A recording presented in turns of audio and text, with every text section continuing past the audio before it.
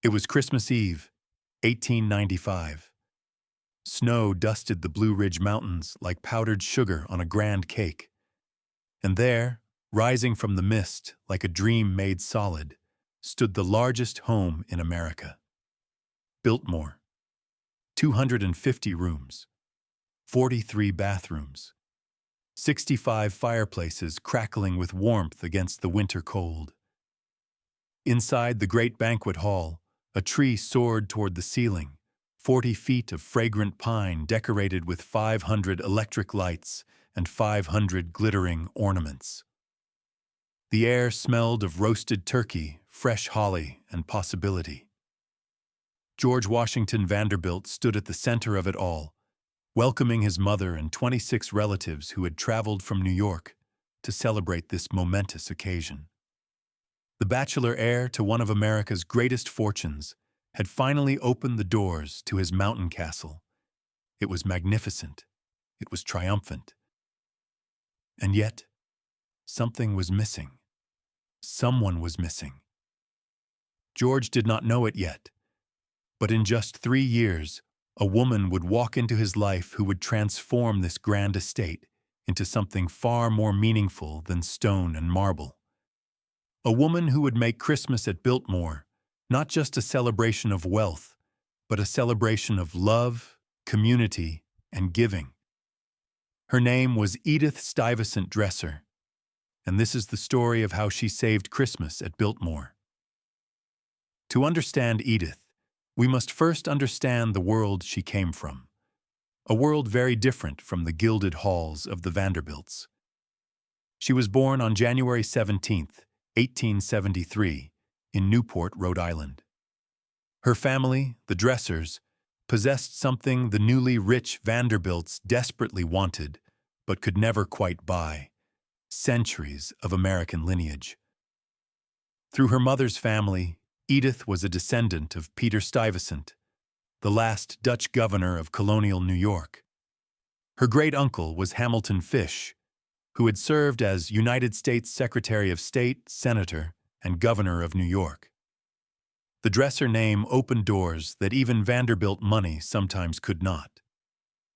But lineage did not protect the Dresser children from tragedy.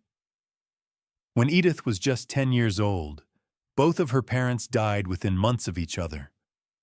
Her father, Colonel George Warren Dresser, passed away first, followed shortly by her mother, Susan Fish Leroy. In the span of a year, young Edith and her 4 siblings became orphans. The 5 Dresser children, collectively known as the Dresser girls, were taken in by their elderly maternal grandparents in Newport. There, under the watchful eye of their governess, Mademoiselle Marie Rambaud, they were raised with a rigorous schedule that included study, exercise, music lessons, and prayer. But there was also room for joy, for adventure, for the kind of small pleasures that build character in children who have known loss. Edith's younger sister, Pauline, would later write about their childhood in an unpublished memoir. She described how the Dresser girls roller skated through the dining room while it was being repaired for water damage. She wrote about Edith's collection of 19 pet turtles that lived in the backyard. She remembered summers at the beach, where the family collie, Paddy, loved swimming so much that he would take cabs home on his own, leaving the driver laughing as he pulled up to the house with an apparently empty carriage. These were not the pampered, sheltered childhoods of other Gilded Age heiresses. The Dresser girls walked to the beach 3 times a week in summer. They rode horses and drove carriages. They learned early that life was precious because it could be taken away without warning. And Edith, the 4th of the 5 siblings, absorbed these lessons deeply. She grew tall and confident, well-read and thoughtful. She possessed what others would later describe as an ever-present smile, a lively spirit that could not be dimmed by circumstance. When their grandmother died in 1892, the Dresser girls were finally free to explore the world beyond Newport. They traveled extensively with Mademoiselle Rambaud, eventually settling in Paris where they rented an apartment and immersed themselves in French culture. They danced at elegant balls. They took trips to the countryside. They made friends among the international set of young Americans living abroad. For Edith, it was a time of awakening. She developed a sophisticated understanding of art and architecture. She perfected her French. She learned how to move gracefully through society while never losing her genuine warmth and compassion. By 1897, Edith was 24 years old, tall, beautiful, and unattached. Her sisters had begun finding husbands, Susan marrying a French vicomte, Natalie wedding the wealthy John Nicholas Brown. But Edith seemed content to wait. Perhaps she was looking for something specific. Perhaps she was simply enjoying her freedom. Or perhaps she sensed that destiny had something extraordinary in store. That something came in the form of a chance meeting, most likely at Queen Victoria's Diamond Jubilee celebrations in London, in 1897. There, among the glittering crowds and royal pageantry, Edith Stuyvesant Dresser was introduced to George Washington Vanderbilt, the bookish youngest son of the legendary William Henry Vanderbilt. George was 34 years old, shy, intellectual, and fluent in 8 languages.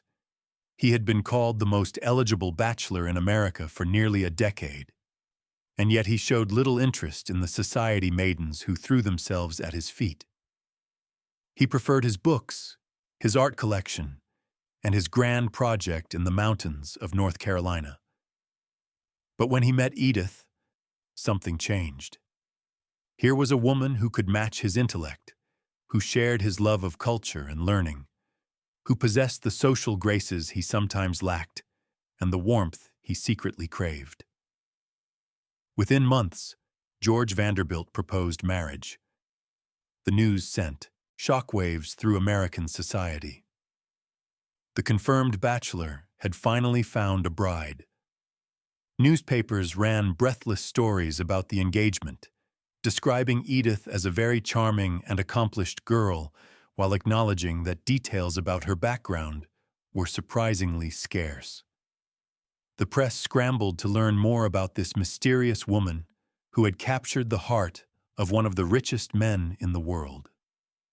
On June 1st, 1898, George and Edith were married in Paris. The ceremonies, both civil and religious, were surprisingly simple for a Vanderbilt wedding. Edith wore no jewelry. She chose a simple gown and carried her grandmother's veil along with a small prayer book that George had given her. In a world of excess, she chose understated elegance. It was a sign of things to come. After a 4-month honeymoon touring Italy, where they went sunbathing, sightseeing, and driving through the countryside, the newlyweds returned to America. In October of 1898, Edith Vanderbilt set foot on the Biltmore estate for the first time as its mistress. The vastness of it must have been overwhelming. The chateau alone contained more than 4 acres of floor space. The estate sprawled across 125,000 acres of forests, farms, and mountains. Hundreds of employees worked the land, tended the gardens, maintained the buildings, and managed the complex operations that kept this small kingdom running. But Edith did not retreat in the face of such responsibility. Instead, she embraced it. Within weeks of her arrival, she had begun to transform Biltmore from a bachelor's showpiece into a true family home. And nowhere was this transformation more evident than in her approach to Christmas. George Vanderbilt had established a Christmas tradition at Biltmore from the very first year the house opened. On Christmas Day, 1895, he had invited estate workers and their children into the banquet hall, where they found a magnificent tree laden with gifts. Every servant received a $10 bonus, a significant sum at the time. Every child received a present. It was generous, certainly, It was impressive. But it was also somewhat impersonal, the kind of grand gesture that wealthy men made to show their benevolence. Edith saw the potential for something deeper. She arrived at Biltmore in October of 1898, just weeks before her first Christmas as mistress of the estate. Most new brides would have spent that time settling into their rooms, learning the layout of the house, perhaps hosting a few intimate dinners. Edith did all of that, but she also did something else. She began making lists. She gathered the names of every employee on the estate. She learned about their families. She counted their children, noting each child's age and, when she could discover it, their interests and preferences. She wanted to know what each person needed, what would bring them joy, what would make them feel seen and valued. For Edith understood something that many wealthy people never grasped. A gift given thoughtfully, even a simple one, means more than an expensive present chosen at random. She established what she called the Christmas Tree Fund, a dedicated account that the family would contribute to throughout the year, specifically to purchase gifts for the December celebration. She began shopping at local stores in Asheville, believing that supporting the community was just as important as providing for her own household. From H. Redwood and Company, she purchased comforters, mufflers, and shawls for the workers and their families. For the children, she selected toys, games, clothing, and sweet treats. But she didn't simply write out a shopping list and hand it to a servant. Edith personally labeled and wrapped every single gift.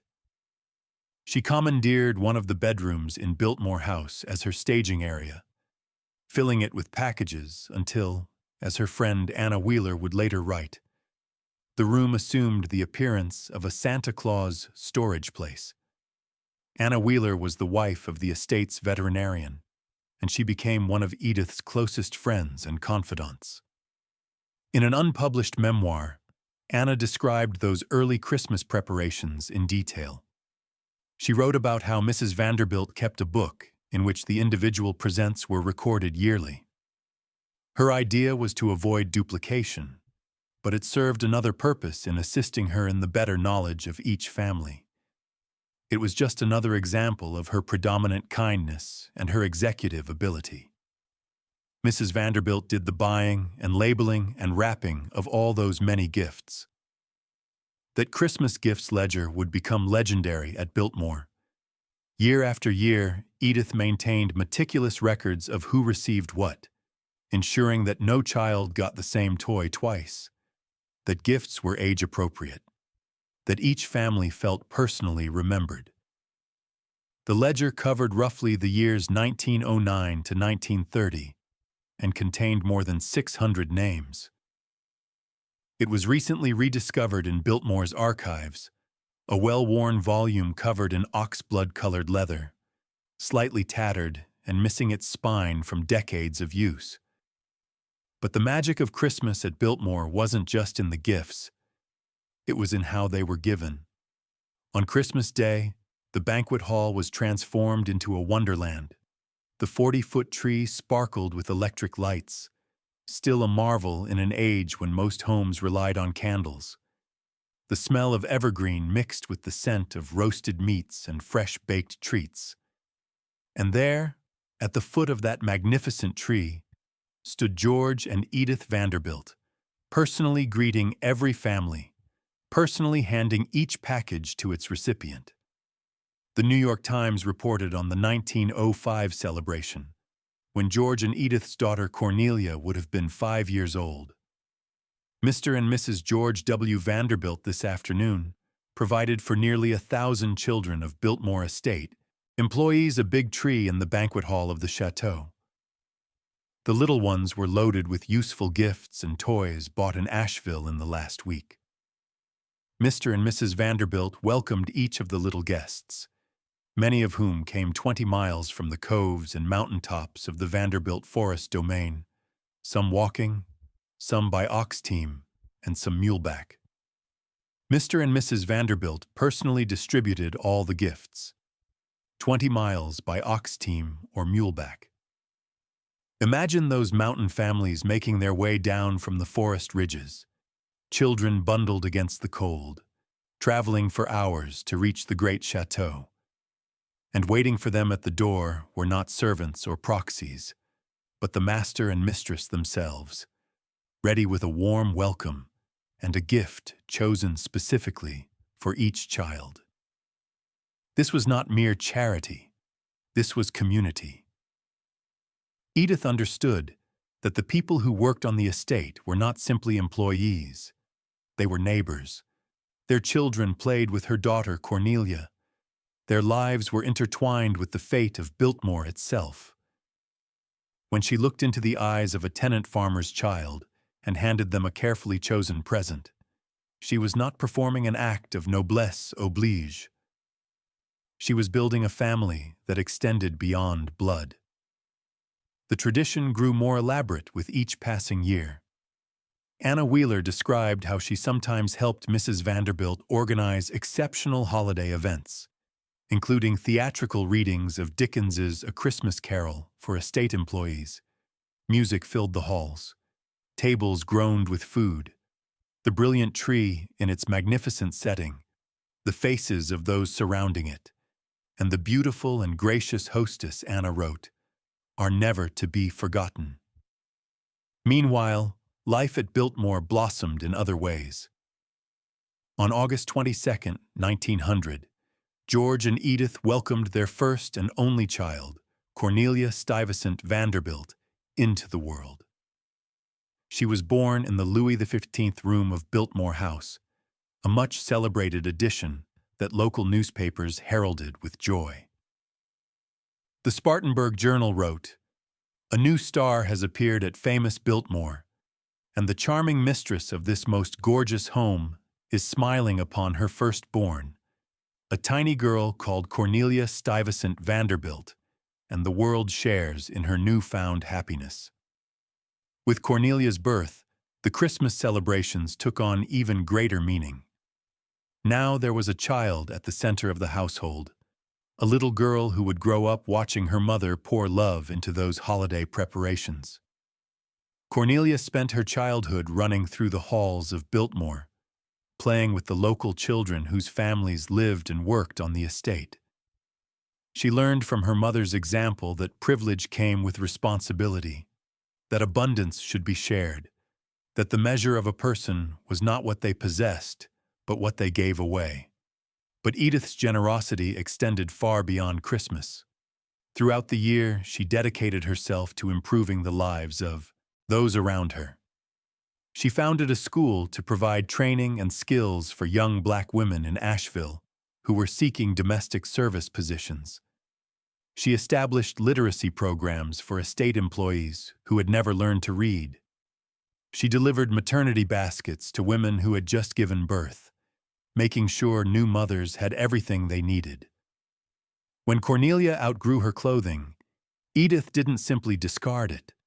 She personally delivered the items to families with girls about the same age.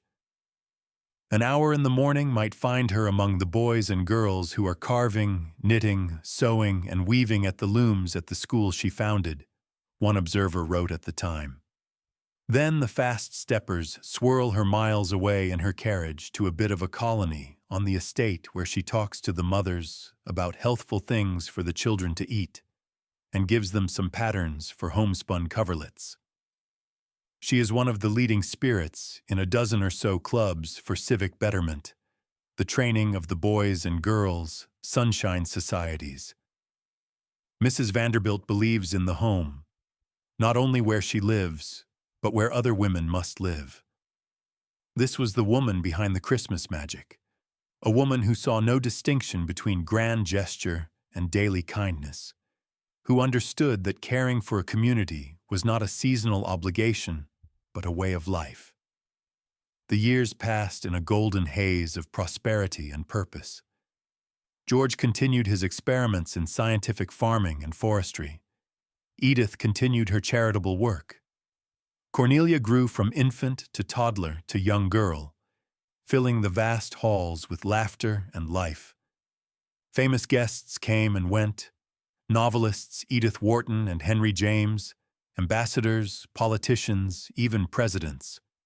But through it all, the estate workers and their families remained at the heart of Biltmore's community. Then came 1912, and a twist of fate that would later seem like providence. George and Edith had booked passage on a new ocean liner making its maiden voyage across the Atlantic. The ship was called the Titanic, but at the last minute, seized by sudden homesickness, Edith convinced George to change their plans. They switched to the Olympic, sailing earlier and arriving safely in New York before disaster struck.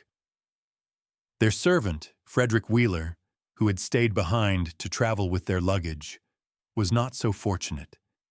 He perished when the Titanic went down, taking 1,517 souls with it. The close call must have reminded Edith of how quickly life could change, how suddenly those we love could be taken from us. She had lost both parents in childhood. She had just narrowly escaped death herself. Perhaps she held her husband a little closer that year. Perhaps she appreciated each Christmas more deeply, knowing that nothing was guaranteed. But nothing could have prepared her for what came next. In late February of 1914, George Vanderbilt left Biltmore for Washington, D.C., where the family had kept a residence since Cornelia began her schooling there in 1908. He told Edith and 13-year-old Cornelia that he would be back soon. He had some minor stomach pain, but seemed otherwise fine. Around February 24th, the pain worsened dramatically. Doctors diagnosed appendicitis and recommended immediate surgery. The operation appeared to go well initially. George rested at the Washington house while physicians monitored his recovery. Early telegrams sent to Edith reported that he was improving. The family felt hopeful. The danger seemed to have passed. Then, on March the 6th, 1914, approximately 10 days after the surgery, George Washington Vanderbilt died from a pulmonary embolus, a blood clot that traveled to his lungs. He was 51 years old. His wife and daughter were not present. They had stayed in Washington, but were not at his bedside when the end came. The man who had built America's largest home, who had dreamed of mountains and forests and a self-sustaining paradise, was gone. The news traveled swiftly across the country. Newspapers ran lengthy obituaries celebrating America's youngest big businessman and his contributions to forestry and conservation. In Asheville, the impact was even more profound. The estate that employed hundreds of workers, that anchored the local economy, that had brought prosperity and purpose to an entire region, suddenly faced an uncertain future. And standing at the center of that uncertainty was Edith Vanderbilt, 41 years old, a widow with a teenage daughter, and the responsibility of running the largest private estate in the nation. What happened next would define her legacy forever. For all his wealth, George Vanderbilt had left behind what one biographer would call an architectural albatross, a magnificent property that required enormous resources to maintain. The estate's ambitious projects, the experiments in forestry and farming, the grand dreams of self-sufficiency, all required constant investment. And while George had left Edith well provided for, the ongoing costs of Biltmore threatened to consume everything. But Edith did not panic. She did not retreat. She did not abandon the community that had become her family. Instead, she got to work immediately. Within weeks of her husband's death, she began the complex process of consolidating the family's holdings and securing Biltmore's future. Her first major decision honored both George's memory and his vision. For years, he had dreamed of creating a national forest from the vast timberlands surrounding Biltmore. He had even offered to sell 80,000 acres to the federal government in 1913, but the offer had been declined. Now, with George gone, Edith revived the proposal. She offered to sell 86,700 acres to the United States Forest Service at the dramatically reduced price of $5 per acre, far below market value. She wanted, she wrote, to keep my husband's pioneer work in forest saving going through this land transfer. The government accepted. In May of 1915, the sale was completed for $433,500. Pisgah National Forest was born, one of the first national forests east of the Mississippi River, and a lasting monument to George Vanderbilt's environmental vision. Edith had honored her husband's memory, while also securing crucial funds to keep the remaining estate operating. But shrinking from 125,000 acres to roughly 8,000 was just the beginning of the changes. Edith became the first woman president of the North Carolina Agricultural Society. She helped build a new hospital. She continued her educational and charitable programs, even as she managed increasingly complex financial pressures. And through it all, she never forgot Christmas. The employee Christmas parties continued, even in the dark months following George's death. In 1916, just 2 years after losing her husband, Edith hosted the celebration outdoors at Antler Hall, a large home located where the inn on Biltmore estate now sits. Archival photographs from that day show Edith standing near the center of the crowd, wearing a dark hat, with young Cornelia beside her in white. Santa and Mrs. Claus welcomed the guests. Children received their carefully chosen presents. The tradition lived on, because Edith understood something profound. The Christmas celebration was never really about the Vanderbilts. It was about the families who depended on Biltmore, who had built their lives around this estate, who needed to know that even in the darkest times, they were valued and remembered. The years following George Vanderbilt's death tested Edith in ways she could never have imagined. A widow at 41, she found herself responsible for one of the most complex estates in America during one of the most turbulent periods in modern history. The First World War erupted just months after George's passing, reshaping the world and the economy. But Edith did not falter. She managed the remaining 8,000 acres with the same care and attention she had always brought to her Christmas preparations, treating each decision as an opportunity to honor her husband's memory while securing a future for the community he had built. During the war years, her charitable spirit expanded beyond Biltmore's boundaries. She became a devoted Red Cross volunteer, working alongside other society women to support American troops overseas. Photographs from this era show her in the simple uniform of a Red Cross worker, a stark contrast to the elegant gowns she wore at Biltmore's grand celebrations. But to Edith, there was no contradiction. Service was service, whether it meant wrapping Christmas presents for estate children or rolling bandages for wounded soldiers. She also extended her holiday giving to institutions beyond the estate. Beginning as early as 1903 and continuing for decades, Edith ensured that patients in the wards of Clarence Barker Memorial Hospital, Mission Hospital, and General Hospital No. 19 at Oteen received festive supplies of estate-grown holly, mistletoe, wreaths, and Christmas trees. One house mother at General Hospital No. 19 wrote to thank her, assuring Edith that her annual donations provide Christmas cheer for the patients in this hospital. In a world torn by war and suffering, she remained committed to spreading light wherever she could. The Clarence Barker Memorial Hospital held special significance for the Vanderbilt family. George had helped establish it in memory of his cousin Clarence Barker, who had died at Biltmore in 1896. Making high-quality medical care accessible to the community had been a priority for both George and Edith, and she continued supporting the hospital long after his death. During the holiday season, that support took on an especially personal dimension.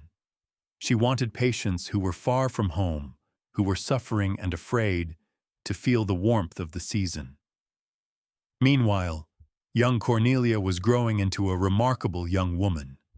She had inherited her mother's compassion and her father's intellectual curiosity. Though she attended a private school in Washington, D.C., she returned frequently to Biltmore, maintaining her connections to the estate and its people. She understood, even as a teenager, that her family's wealth carried obligations. She had watched her mother navigate grief and responsibility with grace, and she absorbed those lessons deeply. The Christmas celebrations at Biltmore evolved, but never disappeared. Even during the lean years of war, even as Edith sold parcels of land to maintain financial stability, the employee parties continued. The tree still rose in the banquet hall. The gifts were still chosen with care. The families still gathered to celebrate together. For Edith, abandoning the tradition would have been unthinkable. It was the heart of what Biltmore meant, the proof that this was more than just a grand house. It was a community bound by mutual care and respect. In 1920, Edith achieved one of her proudest moments when Pisgah National Forest was formally dedicated. She stood alongside North Carolina Governor Locke Craig, her daughter Cornelia, and Secretary of the Appalachian Park Association George Powell, as the land her husband had dreamed of protecting was officially recognized as a national treasure. The photographs from that day show a woman who has weathered tremendous loss, but emerged stronger. Her face is calm and dignified. She has fulfilled her husband's vision.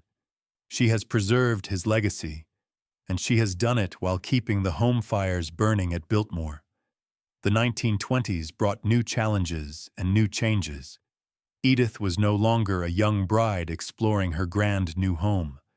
She was a mature woman who had proven herself as a business leader, a philanthropist, and a pillar of the community. In 1924, Cornelia married John Francis Amherst Cecil, a British diplomat and descendant of William Cecil, 1st Baron Burghley. The wedding took place at All Souls Cathedral in Biltmore Village, the church George Vanderbilt had built and supported. Over 1,000 guests attended the lavish ceremony. Edith escorted her daughter down the aisle, a bittersweet moment that must have brought memories of her own Paris wedding flooding back. The following year, in February of 1925, Cornelia gave birth to her first son, George Henry Vanderbilt Cecil, in the same Louis XV room where she herself had been born 25 years earlier. 3 years later, in August of 1928, her second son, William Amherst Vanderbilt Cecil, was also born in that same room. The cycle of life continued at Biltmore. A new generation was taking root in the ancient stones. But Edith's own life was also changing. In 1925, she remarried. Her new husband was Peter Golet Gerry, a United States Senator from Rhode Island. The wedding took place in London in October. At 52 years old, Edith was beginning a new chapter, one that would take her increasingly away from Biltmore. She moved to Rhode Island and Washington, D.C., dedicating much of her time to political endeavors, particularly supporting military veterans and promoting literacy and education. Yet she never forgot her mountain home. Even from a distance of hundreds of miles, she maintained her connection to the estate and its people. Nestled among papers in the Biltmore archives are decades of holiday greetings exchanged between the former Mrs. Vanderbilt and Estate Superintendent Chauncey Beadle. Year after year, telegram after telegram, Edith sent her love and best Christmas wishes to those living and working on the estate.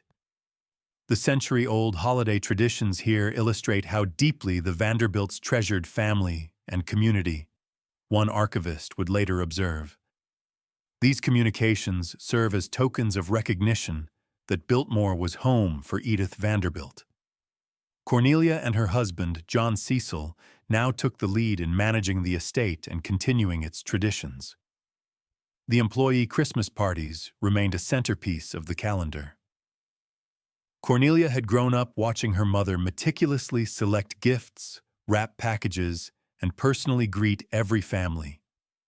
Now it was her turn to carry that torch.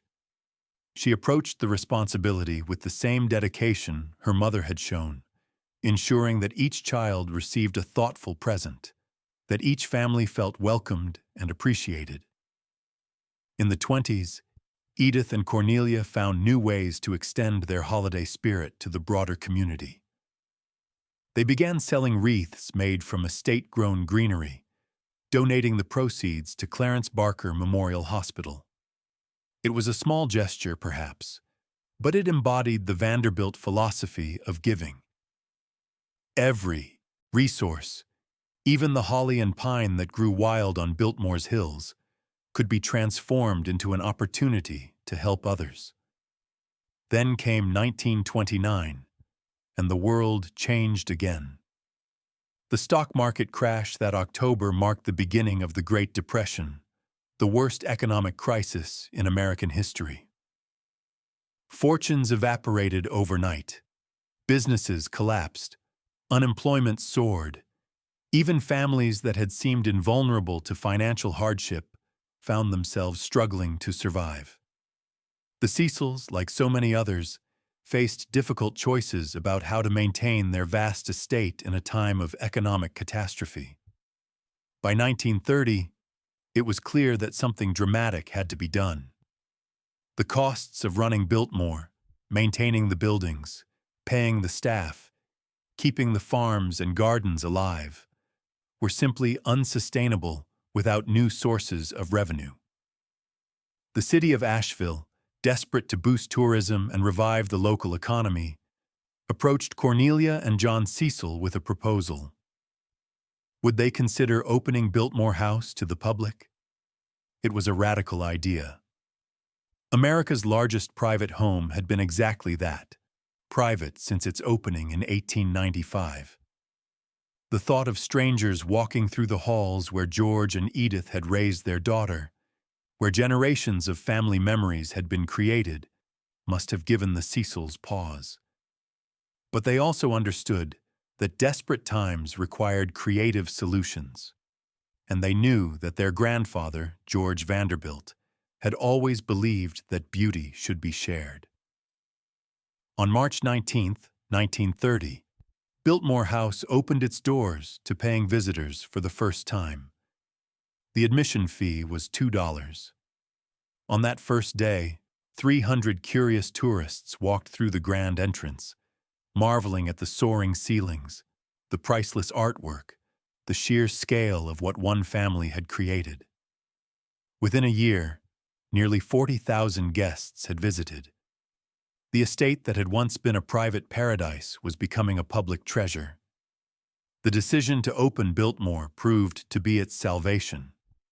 Visitor fees provided a crucial new revenue stream, allowing the Cecils to maintain the property and continue employing local workers during the darkest years of the Depression. In a region where jobs had become desperately scarce, Biltmore remained a source of stable employment. The gift that George and Edith Vanderbilt had given to the community, the gift of opportunity and purpose, continued to pay dividends even in the hardest times. And still, through it all, the Christmas traditions endured. The employee parties continued. The great tree still rose in the banquet hall. Gifts were still chosen with care and distributed with love. The Vanderbilt family understood that in times of hardship, traditions matter more, not less. When everything else feels uncertain, the familiar rituals of celebration offer comfort and hope. They remind us that we have weathered storms before, and that we will weather this one too. The Depression gave way to another global crisis. When the Second World War erupted, Biltmore once again found itself at the intersection of private wealth and public service. In 1942, the National Gallery of Art in Washington, D.C. faced a terrifying possibility. What if enemy forces attacked the Capitol? What would happen to the priceless masterpieces in the gallery's collection? The nation's art treasures needed a safe haven, and Biltmore offered exactly that. 62 paintings and 17 sculptures were secretly transported by train to Asheville, including works by Rembrandt, Raphael, and Anthony van Dyck, as well as Gilbert Stuart's famous portrait of George Washington. They were stored in the music room on Biltmore's first floor, a space that had never been finished and now served an unexpected but vital purpose. Gallery director David Finley was a friend of Edith Vanderbilt and had stayed at the estate. He knew that these treasures would be safe in her mountain refuge.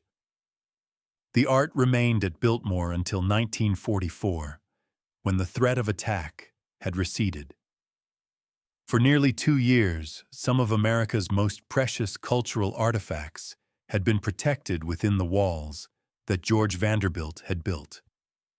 It was another form of service, another way that this grand estate contributed to something larger than itself. Edith Vanderbilt Jerry, as she was now known, lived to see all of this unfold. She watched from a distance as her daughter and son-in-law transformed Biltmore into a public attraction, while preserving its essential character. She received the annual Christmas greetings and sent her own in return. She knew that the traditions she had established, the culture of giving and community she had nurtured, were being carried forward by the next generation. On December 21, 1958, Edith Stuyvesant Dresser Vanderbilt Jerry died in Providence, Rhode Island. She was 85 years old. She had outlived her first husband by more than 4 decades. She had witnessed 2 world wars, a global depression, and transformations in society that would have been unimaginable to the young woman who had once roller skated through her dining room in Newport. But some things had not changed. At Biltmore, as another Christmas season approached, preparations were underway for the annual employee celebration. Gifts were being selected for the children. The great tree was being raised in the banquet hall. The traditions that Edith had formalized 6 decades earlier were still being honored. Her spirit lived on in every carefully wrapped package, in every child's delighted face, in every family that gathered beneath those soaring ceilings to celebrate together. Cornelia herself had left Biltmore by then. In 1932, reportedly finding life at the estate too dull, she had moved first to New York and then to Paris, eventually divorcing John Cecil in 1934.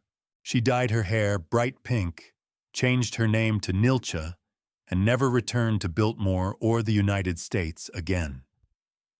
It was a strange and somewhat sad ending for the little girl who had once played with the local children and watched her mother wrap Christmas presents with such care.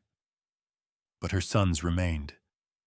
George Henry Vanderbilt, Cecil and William Amherst Vanderbilt. Cecil inherited the responsibility of preserving their great-grandfather's legacy. When they came of age, they divided the estate between them. George chose to inherit the majority of the land and Biltmore Farms Company, which was more profitable at the time. William was left with Biltmore House itself. It proved to be a transformative decision. William Cecil is credited with saving the chateau, with transforming it from a financial burden into a thriving enterprise that now welcomes more than 1 million visitors annually. He understood, as his grandmother Edith had understood, that Biltmore's greatest asset was not its art or architecture, but its spirit of hospitality and community. And so the Christmas traditions continue, not as relics of a bygone era, but as living expressions of the values that Edith Vanderbilt brought to this place more than a century ago. Each November, a 40-foot Christmas tree is raised by hand in the banquet hall, just as it was in 1895. Floral designers assemble and decorate 60 to 70 additional trees throughout the house. Planning begins the previous February, because creating the magic requires that much care and attention. The annual employee Christmas party persists as well.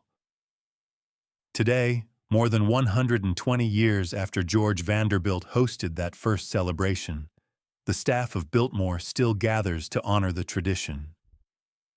Children 11 and younger receive presents chosen carefully for their age range, echoing Edith's meticulous approach to gift selection. Santa and Mrs. Claus welcome young guests. Refreshments are served.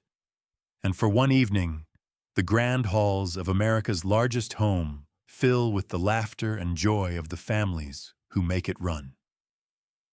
The Cecil family, George Vanderbilt's descendants, still own and operate the estate.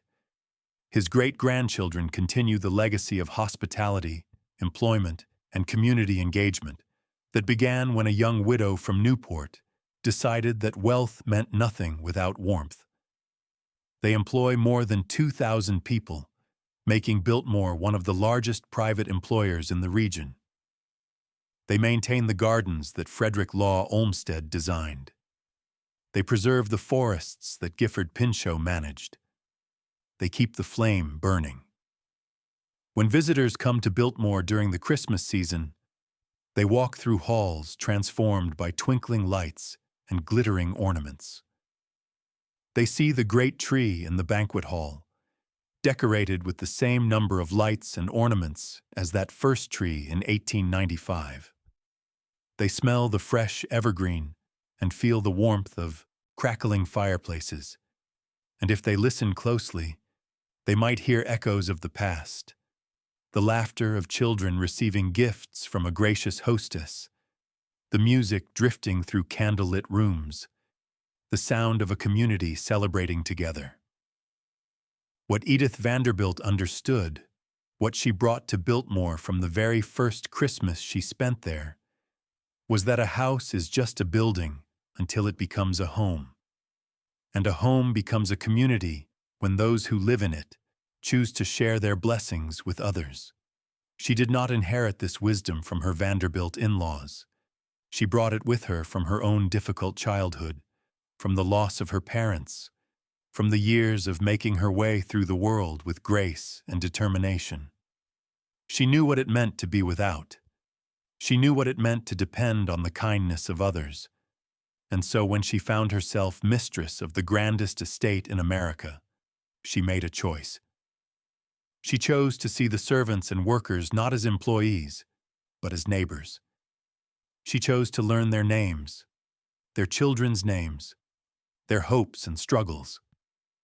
She chose to wrap each gift with her own hands, to label each package personally, to greet each family at the Christmas celebration as if they were honored guests. That choice, made in the autumn of 1898 by a young bride settling into her overwhelming new home, created ripples that continue to spread more than a century later. It established a culture of giving at Biltmore that has survived financial crises, world wars, family tragedies, and the relentless march of time. It proved that traditions, when rooted in genuine love and care, can outlast the individuals who create them. Today, when you visit Biltmore at Christmas, you are not just seeing a decorated historic home. You are witnessing the living legacy of Edith Stuyvesant Dresser Vanderbilt, the orphan girl from Newport who became the heart of America's largest house. You are walking through halls where she once walked, standing before a tree that rises in the same spot where she once stood with her husband and daughter, feeling the same spirit of warmth and welcome that she worked so hard to create. The forgotten woman who saved Christmas at Biltmore was never really forgotten by those who knew her. Anna Wheeler remembered her as beautiful and gracious, never to be forgotten. Estate workers passed down stories of her kindness from generation to generation. Her gift ledger, recently rediscovered, proves that she cared enough to keep track of every present given to every child over more than 2 decades. But her greatest gift was not any single present wrapped in ribbon and paper.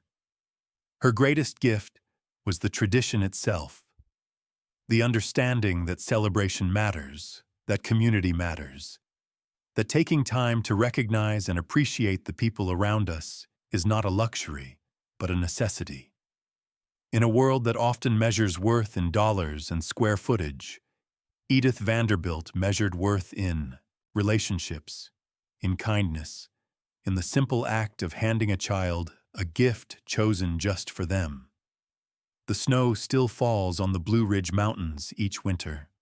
The lights still twinkle in the windows of America's largest home. The tree still rises toward the ceiling of the banquet hall, 40 feet of fragrant pine decorated with 500 lights and 500 ornaments. And somewhere in those halls, if you listen carefully, you might hear the echo of a gracious hostess welcoming guests, the rustle of wrapping paper, the delighted laughter of children. That is the legacy of Edith Vanderbilt. That is the gift she gave to Biltmore. That is the Christmas she saved. Not once, but every year for as long as memory endures. Standing in the banquet hall today, surrounded by holiday splendor, it is easy to focus on the grandeur. The architecture designed by Richard Morris Hunt is breathtaking. The art collected by George Vanderbilt is priceless. The scale of everything, the 40-foot ceilings, the massive fireplaces, the endless corridors, overwhelms the senses. But if you look past the magnificence, you will see something more important. You will see families gathered together, children gazing up at the tree with wonder in their eyes, couples holding hands as they walk through candlelit rooms. You will see community. That is what Edith created. Not the building, which was already standing when she arrived.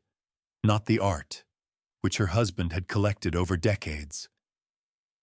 But the feeling, the sense that this vast stone chateau could also be a home, a gathering place, a sanctuary for all who entered. She transformed cold marble into warm welcome. She turned a bachelor's showpiece into a family's heart. She made Christmas at Biltmore not a display of wealth, but a celebration of connection. The archivists who work at Biltmore today speak of Edith with reverence. They pore over her letters, her ledgers, her photographs. They piece together the story of a woman who devoted herself to others while rarely seeking recognition for herself. They marvel at the meticulous records she kept, proof of a mind that paid attention to details because details matter. Each name in that Christmas gift ledger represented a real person, a real family, a real life touched by her thoughtfulness. Perhaps that is why her story deserves to be remembered. In an age of excess and ostentation, Edith Vanderbilt chose a different path. She had access to unlimited resources, yet she valued relationships over possessions. She could have lived a life of idle luxury, yet she worked tirelessly to improve the lives of others. She experienced profound loss, losing both parents as a child and her husband in the prime of life. Yet she never became bitter or withdrawn. Instead, she channeled her pain into purpose. The mountains around Biltmore have witnessed many changes since Edith first arrived in 1898. The forests she helped protect now shelter hikers and campers from across the nation. The hospitals she supported have grown into modern medical centers serving thousands of patients. The schools she founded have educated generations of children who might otherwise have gone without learning. Her fingerprints are everywhere, if you know where to look. But her most visible legacy remains the Christmas celebration, that continues to draw visitors from around the world. They come to see the decorations, to experience the magic, to step back in time to a more gracious era. They come without knowing the name Edith Vanderbilt, without understanding the history behind the traditions they are witnessing. And yet, in a sense, they are all her guests. They are all beneficiaries of her vision, her determination, her belief that beauty and joy should be shared. As the sun sets over the Blue Ridge Mountains and the lights of Biltmore begin to glow against the winter sky, remember the woman who made it all possible. Remember the orphan who became a bride, the bride who became a mother, the mother who became a widow, the widow who became a legend. Remember Edith Stuyvesant Dresser Vanderbilt, the forgotten woman who saved Christmas at Biltmore, and, in doing so, saved something even more precious. She saved the soul of a great house and gave it a heart that still beats with warmth and welcome to this very day.